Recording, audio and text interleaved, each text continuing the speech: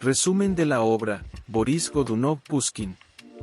Boris Godunov, escrita por Alexandr Pushkin, se abre en una Rusia convulsionada por el vacío de poder tras la muerte del zar Fiódor, último descendiente directo de Iván el Terrible. La sombra del pasado pesa como una losa sobre la nación. En el monasterio de Novodevichy, el pueblo y los boyardos suplican a Boris que acepte la corona. Él aparenta resistencia, se retira a la oración, simula modestia y duda. Esta negativa teatral no nace de la humildad, sino de una conciencia atormentada. En los corrillos de Moscú circula un rumor persistente: el joven zarevich Dmitri, heredero legítimo, murió en circunstancias oscuras años atrás en Uglich. Muchos creen que Boris, entonces hombre fuerte del gobierno, ordenó su asesinato para allanar su camino al poder. La sospecha se convierte en murmullo colectivo. El pueblo, aunque necesitado de estabilidad, percibe una mancha invisible en la figura del futuro zar. Finalmente, Boris acepta el trono. La ceremonia de coronación se celebra con esplendor, campanas, cánticos y proclamaciones solemnes. Rusia tiene un nuevo soberano. No obstante, bajo el oro de la corona late el miedo. Boris intenta gobernar con prudencia y eficiencia. Se muestra atento a los asuntos del Estado, promueve obras públicas y busca aliviar la pobreza. Quiere ser recordado como un zar justo. Anhela legitimidad, no solo poder. El drama alterna escenas públicas y privadas. En el ámbito íntimo, Boris revela su tormento interior. La imagen del niño muerto lo persigue.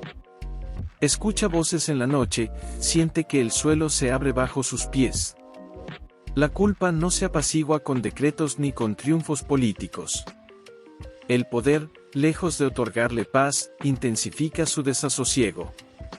Mientras tanto, el pueblo sufre hambrunas y calamidades.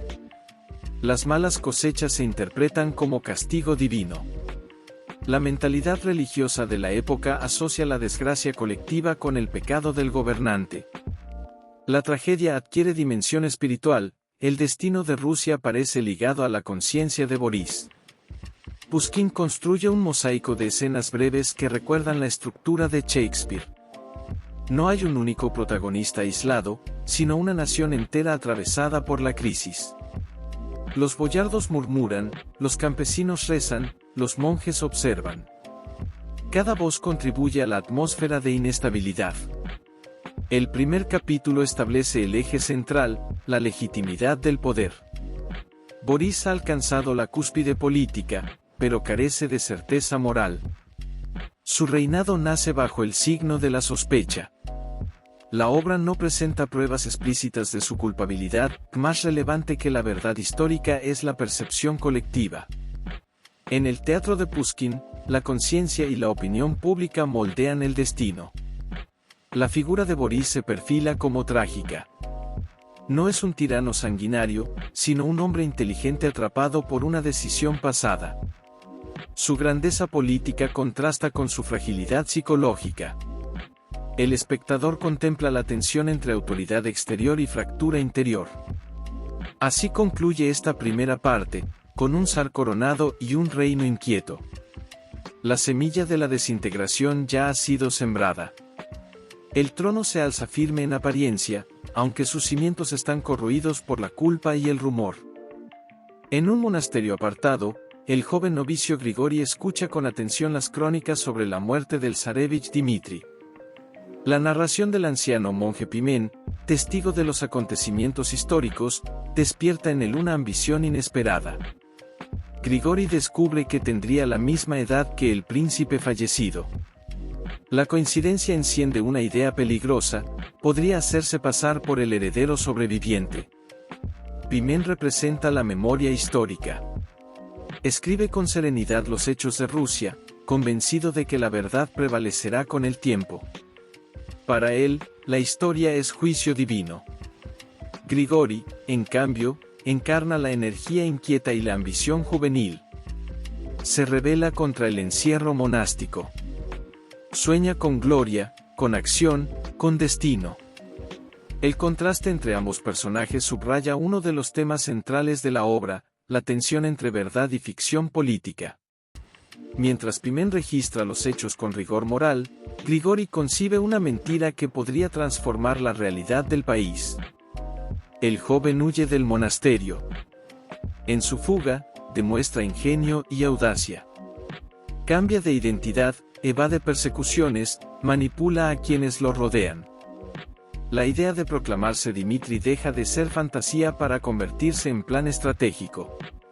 Sabe que la legitimidad simbólica puede mover ejércitos. En la frontera polaca, Grigori encuentra apoyo entre nobles descontentos con Borís. Polonia, enemiga tradicional de Rusia, ve en el supuesto Dimitri una oportunidad para intervenir en los asuntos moscovitas.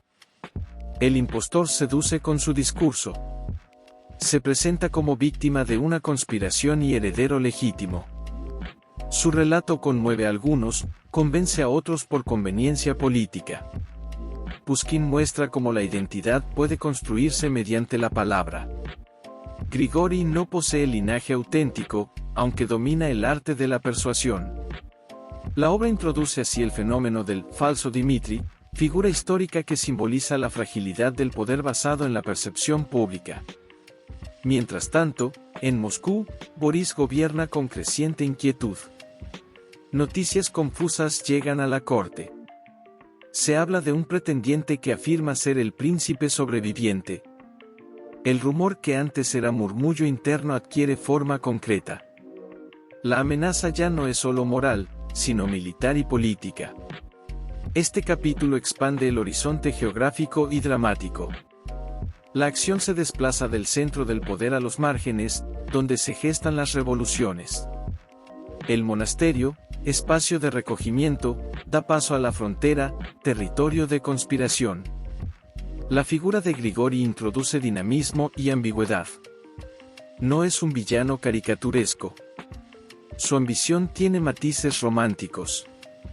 Cree en su propia misión. La mentira repetida comienza a adquirir aura de verdad.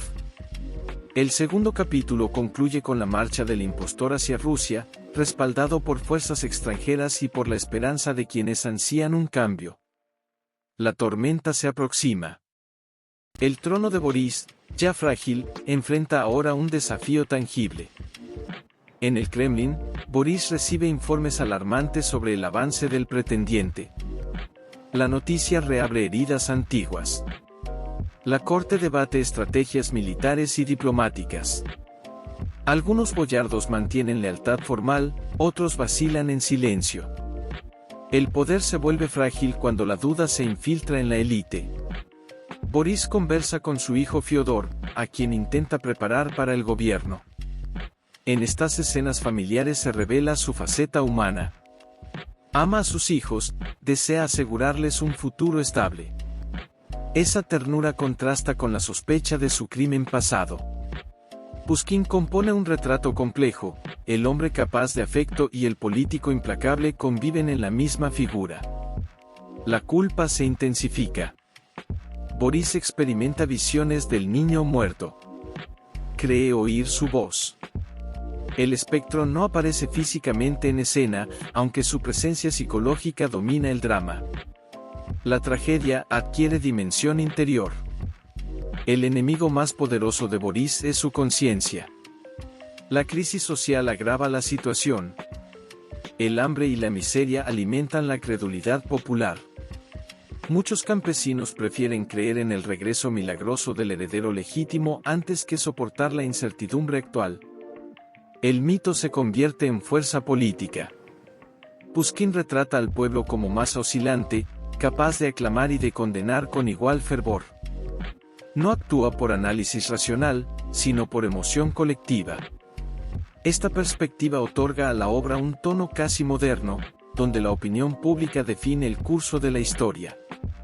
Borís intenta reafirmar su autoridad. Ordena medidas para fortalecer la defensa. Su discurso alterna firmeza y desesperación. Sabe que la estabilidad del Estado depende de su capacidad para proyectar seguridad. Aunque en privado se derrumba, en público debe mostrarse invulnerable. La figura del impostor avanza como sombra inevitable. Cada victoria militar menor se amplifica en rumores. La narrativa del regreso del príncipe adquiere vida propia. La frontera entre verdad y mentira se diluye. Este capítulo se centra en la dimensión psicológica del poder. Pushkin sugiere que la legitimidad no solo se sustenta en la fuerza, sino en la conciencia limpia y la confianza colectiva. Borís carece de ambas. La tensión alcanza un punto crítico cuando el zar, exhausto y perturbado, presiente su final. La culpa que intentó ocultar se manifiesta como sentencia interna. Su cuerpo comienza a ceder bajo el peso de la angustia. El tercer capítulo concluye con un Borís debilitado, atrapado entre amenazas externas y tormento interior. El destino parece sellado. El drama avanza hacia su desenlace inevitable. En la fase final de Boris Godunov, de Alexandr Pushkin, la tensión política y la descomposición interior del zar alcanzan su punto crítico. Moscú vive en un estado de inquietud permanente. Los rumores sobre el avance del pretendiente se multiplican y cada noticia amplifica la sensación de que el orden construido por Borís se desmorona. La corte se mueve entre la lealtad protocolaria y el cálculo estratégico. Nadie ignora que el poder está en juego. Borís aparece visiblemente debilitado. La presión acumulada durante años de gobierno, unida al peso moral de la sospecha que lo persigue, ha erosionado su salud.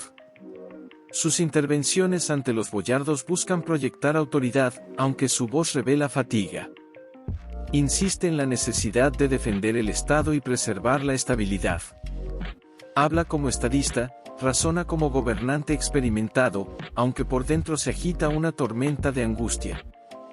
En el Consejo, algunos nobles adoptan una postura firme en favor del zar, otros guardan silencio prudente. Pushkin retrata este momento con precisión política. La lealtad, cuando se percibe debilidad en el soberano, se vuelve frágil. Los apoyos no desaparecen de inmediato, se diluyen gradualmente en la incertidumbre. El sistema de poder depende tanto de la percepción de fortaleza como de la fuerza real. Las noticias del frente son ambiguas. Las tropas enviadas contra el falso Dmitri no logran consolidar una victoria decisiva. Cada retroceso, incluso menor, es magnificado por la imaginación popular. La idea del heredero legítimo que regresa adquiere tintes casi providenciales. En un contexto de hambre y calamidades recientes, muchos interpretan la crisis como señal de juicio divino. La figura de Borís queda asociada a la culpa, mientras el impostor encarna la posibilidad de redención. En el ámbito privado, el drama se intensifica. Borís mantiene una conversación con su hijo Fyodor, joven inteligente y sensible. El zar intenta instruirlo en los deberes del gobierno, prudencia, firmeza, vigilancia constante ante la traición. La escena posee una dimensión profundamente humana. Más allá del político cuestionado, emerge el padre que desea asegurar el futuro de su descendencia. En su mirada se advierte temor, no solo por el trono, sino por la vida de su familia. La culpa, nunca resuelta, reaparece con fuerza devastadora. Borís revive mentalmente la muerte del zarevich Dmitri. No se ofrece una representación física del espectro, aunque la evocación es suficiente para dominar la escena. El zar experimenta una crisis interior que trasciende lo político. La tragedia se desplaza del espacio público al territorio de la conciencia. Su mente ya no distingue con claridad entre recuerdo y alucinación. La autoridad exterior contrasta con la fractura psicológica. Pushkin construye aquí un retrato trágico de gran densidad. Borís no es presentado como un tirano simplista, sino como un gobernante capaz que cargó con una decisión irreparable. Su drama no consiste únicamente en la pérdida del poder, sino en la imposibilidad de escapar de su pasado. El crimen, probado o no, se ha convertido en verdad moral para la comunidad y para él mismo. La escena culminante llega cuando Borís, en presencia de la corte, sufre un colapso repentino. El episodio no es solo fisiológico, simboliza el derrumbe del orden que sostuvo durante años. Mientras los boyardos se agitan y el desconcierto se extiende por la sala, el zar reúne fuerzas para pronunciar sus últimas palabras con lucidez solemne. Llama a Fiódor y lo bendice públicamente como sucesor legítimo. Este gesto tiene una clara intención política, intenta garantizar continuidad dinástica y evitar el caos. Al encomendar a su hijo el trono, Borís busca restaurar, al menos formalmente, la legitimidad que siempre estuvo en entredicho. La ceremonia improvisada adquiere tono casi sacramental. En sus palabras finales se percibe arrepentimiento y dignidad. La muerte de Borís no produce alivio inmediato. Más bien abre un vacío peligroso.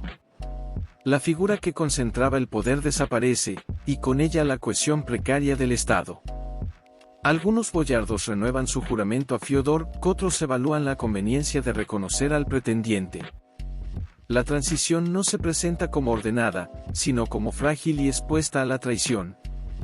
Este capítulo concluye con una sensación de inestabilidad total. El zar ha muerto, la sucesión es incierta y el falso Dmitri continúa su avance. La tragedia individual de Borís se transforma en crisis estructural. Pushkin deja claro que la caída de un gobernante no resuelve los conflictos de legitimidad, solo los traslada a una nueva etapa. La agonía del poder revela así su dimensión más profunda. Cuando la autoridad se funda sobre una sombra moral, el derrumbe puede ser lento y silencioso, aunque inevitable. En el desenlace de Boris Godunov, de Alexander Pushkin, la escena política rusa se transforma con rapidez vertiginosa. La muerte de Borís no estabiliza el reino, por el contrario, precipita su desintegración. El joven Fiódor es proclamado zar por los sectores que aún permanecen fieles a la dinastía Godunov. El acto posee formalidad, aunque carece de la solidez necesaria para imponerse sobre una nación ya dividida. La corte se encuentra fragmentada. Algunos boyardos juran obediencia al nuevo soberano por deber institucional, otros, movidos por ambición o cálculo estratégico, inician contactos con el pretendiente que avanza desde la frontera. La política se convierte en terreno de maniobras silenciosas. La lealtad deja de ser virtud moral para transformarse en instrumento oportunista. El falso Dmitri, respaldado por fuerzas extranjeras y por nobles rusos descontentos, intensifica su marcha hacia Moscú.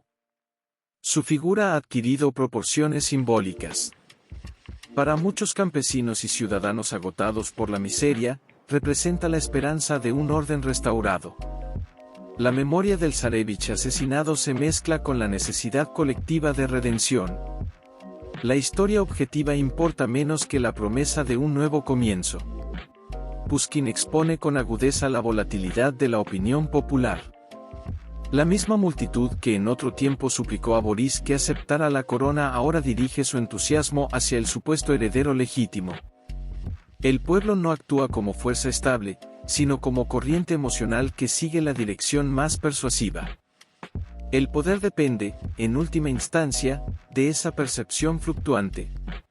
En Moscú, el ambiente es tenso.